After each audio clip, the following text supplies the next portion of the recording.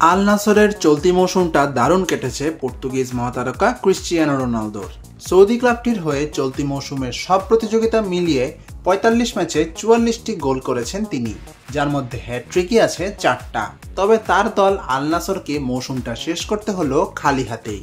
Saudi pro লিগে আল হিলালের কাছে বেশ বড় ব্যবধানেই হেরে শিরোপা হাতছাড়া হলো তাদের। নেইমারের আল হিলালের কাছেই হাতছাড়া হলো সৌদি কিং কাপের শিরোপাটাও। ম্যাচ জুড়ে আক্রমণে এগিয়ে থাকলেও শেষ পর্যন্ত পেনাল্টিতে যে ৫-৪ ব্যবধানে হেরে যায় রোনালদোর দল।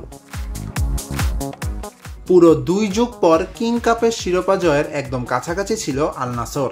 তবে টাই ব্রেকারে তাদের শেষ ২ শট হিলালের গোলরক্ষক ইয়াসির বনু ঠেকিয়ে দিলে সেই স্বপ্নভঙ্গ হয় আল নাসরের।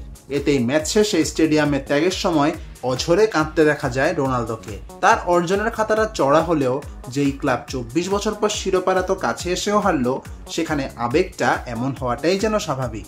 সবশেষ ১৯৯০ সালে কিং কাপের শিরোপা জিতেছিল আল নাসর। এদিকে লিগ শিরোপা জয়ের দিনের মতো ডাবল শিরোপার দিনও গ্যালারিতে উপস্থিত ছিলেন নেইমার। সামাজিক যোগাযোগ মাধ্যমে পোস্ট করেছেন একাধিক ছবি। সেই পোস্টে নেইমার লিখেছেন, অবিশ্বাস্য এক বছরের জন্য দলকে অভিনন্দন, আজ আবারও তোমরা নিজেদের শ্রেষ্ঠত্ব প্রমাণ করেছো।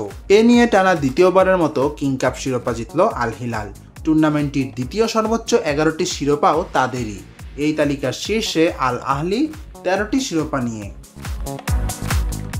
কিং আবদুল্লাহ স্পোর্টস সিটি স্টেডিয়ামে গত রাতের ফাইনাল ম্যাচটির উত্তেজনা ছিল একদম তুঙ্গে। দুই দল মিলিয়ে হলুদ কার্ড দেখেছে 10টি এবং লাল কার্ড 3টি। দুই দল মিলিয়ে মোট শট ছিল ৩১টি। এসব পরিসংখ্যানই বলে দেয় শিরোপা লড়াইয়ের ম্যাচটির আবহাওয়া কেমন ছিল। ম্যাচের একদম শেষ দিকে এসে ১-১ সমতায় দাঁড়ালে ম্যাচ গড়ায় অতিরিক্ত ৩০ মিনিটে। সেখানে ১০ জনের রোনালদোরা লক্ষণ ভাঙতে পারেনি ৯ জনের আল হিলালের। পরে ম্যাচ গড়ায় টাইব্রেকারে এবং সেখানে মিশরীয় গোলরক্ষক বনুর নৈপুণ্যে ৫-৪ ব্যবধানে টাইব্রেকার জিতে টানা দ্বিতীয়বারের মতো চ্যাম্পিয়ন হলো আল হিলাল।